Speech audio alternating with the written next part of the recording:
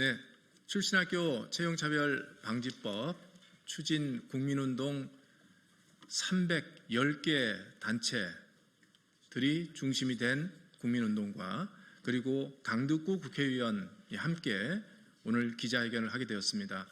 저희가 오늘 2시에는 출신학교 채용차별 방지법 추진 국민대회를 국회 도서관 지하 대강당에서 진행하는데 그에 앞서서 기자회견을 갖게 되었습니다. 오늘 이 자리에는 강득구 의원님께서 모두 발언을 하시고 그 이후에 이 310개 참가단체의 대표자들께서 기자회견문을 낭독하는 형태로 진행되겠습니다. 오늘 6개 단체의 대표자들 성함을 말씀드리겠습니다. 수도권 생태유화 공동체 임미령 이사님, 두 번째 좋은교사운동 현승호 대표님, 세 번째 사교육 걱정 없는 세상 신소영 공동대표님, 네 번째 기운실 교사모임 장승진 대표님, 다섯 번째 참교육 학모회 강영미 회장님, 여섯 번째 교육희망 네트워크 김옥성 대표님, 일곱 번째 교육의범 송인수 공동대표입니다. 네, 그러면 이제 강득구 국회의원님께서 모두 발언하시겠습니다. 예, 인사드리겠습니다. 강득구입니다. 제가 꿈꾸는 세상이 있습니다. 불평등 없는 세상, 격차가 해소된 세상, 차별 없는 세상, 그런 입장에서 오늘 출신학교 채용차별방지법 도입 관련해서 함께 해주신 오늘 6개 단체 포함해서 300개 단체 회원 여러분께 진심으로 감사의 말씀드립니다. 2024년 국정감사를 앞두고 의원실과 교육의 봄이 함께 실시한 여론조사에 따르면 우리 사회의 학벌 차별 심각성에 응답자의 74%가 동의했습니다. 또한 채용 시 학벌의 영향력이 크다고 응답자의 82%가 동의했습니다. 우리 모두가 학벌 중심 채용 관행을 이제 타파해야 됩니다. 그래야지 우리 삶이 달라지고 그래야지 대한민국의 미래가 있다라고 저는 믿습니다. 학벌 중심의 채용 관행이 입시 경쟁 그리고 사교육 부담을 불러오고 이것이 결국 우리 사회의 격차를 심화시키는 주된 요인입니다. 이미 법안은 발의됐습니다.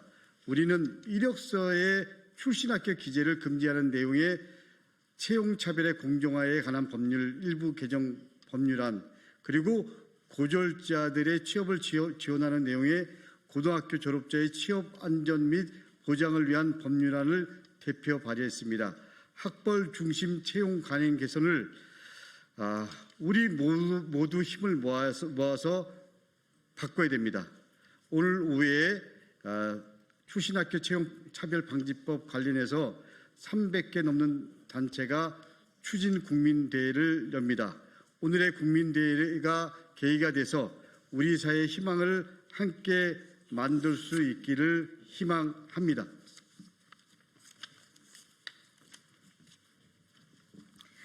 출신학교 채용차별방지법 국민운동은 학벌 채용차별의 문제를 해결해 입시 경쟁과 사교육 고통의 문제를 풀고자 출신학교 채용차별방지법 도입을 촉구하는 국민대회를 2020년 1월 20일 화요일 2시에 국회 도서관 대강당에서 강득구 의원과 공동 개최하게 되었습니다. 이 자리에는 우원식 국회 부의장, 우원식 국회의장, 이하경 국회 부의장, 박홍근, 김주영, 서영교, 백승아, 강경숙, 서왕진, 강득구 등 9명의 국회의원들, 최교진 교육부 장관, 김영훈 고용노동부 장관, 차정인 국가교육위원장 등 국무위원 3인 및 시민단체 대표자들과 학생, 그리고 학부모와 교원들, 시민들 410명이 참석합니다.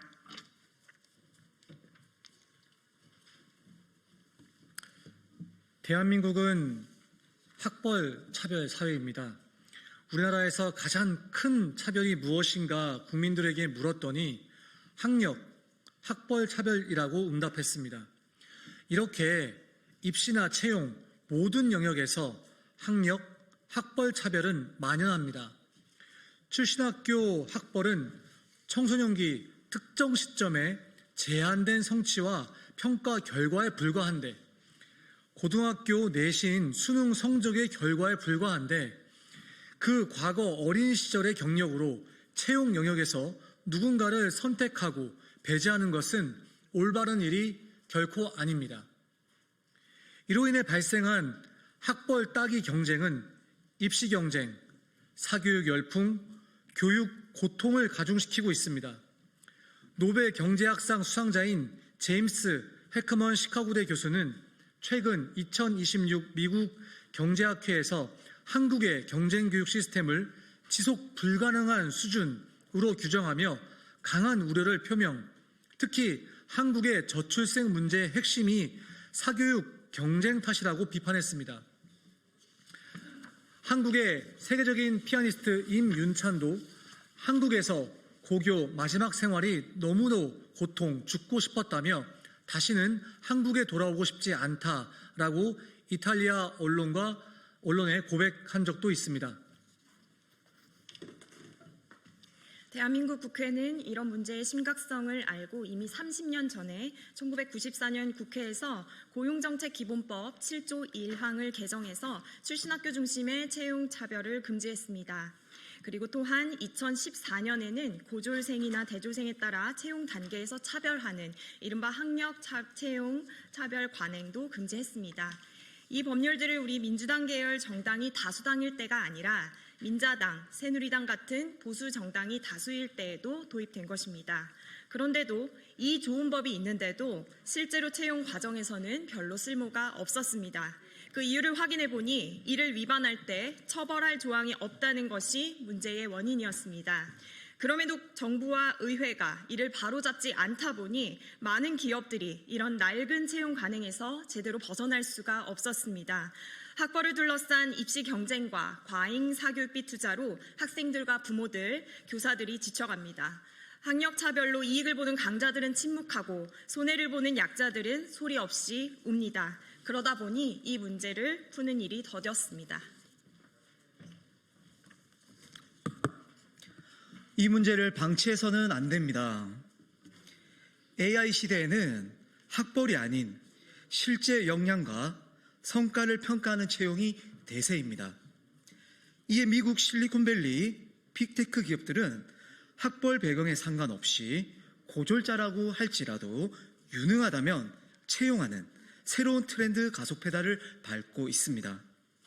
우리도 이 변화의 흐름을 외면해서는 안 됩니다. 교육도 출신 학교 스펙을 얻는 일에 몰두하는 대신 학생들마다 자신의 아름다움을 발견하고 성장하는 길로 나서야만 합니다. 그래야 모두가 삽니다. 교육도 살고 가정도 살고 출생률 저하라는 망국적 문제도 해결됩니다. 그러므로 채용 과정에서 학벌, 학력 스펙을 수집하고 그것에 안주해서 적격자를 찾는 그런 낡은 관행을 법률로 멈출 때가 왔습니다. 즉각 채용 절차 공정화법 4조 3을 개정해야 합니다. 즉, 구직자 본인의 출신학교, 학력에 관한 정보 수집을 금지하며 이를 위반할 때 동법률 제17조 2에 따라 500만 원의 과태료를 부과하는 것입니다. 이렇게 해야 기업들도 더 이상 낡은 관행을 의지하지 않고 인재란 무엇인가, 유능한 인재를 찾는 새 방법은 무엇인가, 그 질문에 대답하기 시작할 것입니다. 이미 채용의 변화를 위해 앞장선 기업들도 더욱 힘을 내어 다른 기업들을 선도할 것입니다. 따라서 이번 법률 도입은 오히려 바람직한 인재 채용의 새로운 전환점이 되어 기업에도 유익할 것으로 봅니다. 그 결과 K-팝, K-푸드, K-방산 등 K-컬처가 글로벌로 확산되는 것처럼 머지않아 채용의 변화도 K-채용으로 발전하여 세계적인 모범 사례로 부각될 것입니다. 이렇게 기업의 채용이 달라져야 대학과 초중고 교육 전반에 건강한 변화와 동력이 생길 것입니다. 네, 이제 마지막입니다. 무엇보다도 초중고 입시 경쟁과 사교육 부담을 현저하게 줄이는 기초가 될 것은 물론이요, 대학 교육 혁신 및 서울대 10개 만들기 정책을 위한 가장 중요한 기반을 구축하게 됩니다.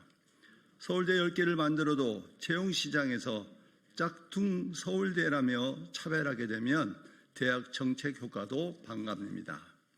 따라서 어떤 대학을 나왔어도 실력만으로 공정하게 채용한다라는 메시지가 대단히 중요합니다. 이에 출신학교 채용차별방지법 국민운동은 이 문제를 정부와 의회가 나서서 바로 잡기를 촉구하는 바입니다. 그동안 이 문제에 관한 나선다 해서 바뀔 것 같지 않다는 절망이 가득한 게 현실입니다. 그러나 이제는 다릅니다. 때가 찼기 때문입니다. 우리는 불굴의 의지로 모든 모순을 깨치고 여기까지 왔습니다. 대한민국 정부와 22대 국회는 국민들의 열망을 기억하시고 이 법이 빠른 시일 내에 통과될 수 있도록 힘써 주시기를 간곡히 부탁합니다. 2026년 1월 20일 강북구 의원 출신학교 채용차별방지법 추진 국민운동 본부 이상입니다. 네, 이상으로 저희 기자회견을 마치고 질문이 있을 경우는 옆에 백브링 시인으로 가서 저희들이 질문에 소상히 답변 드리겠습니다. 이상으로 기자회견 마치도록 하겠습니다.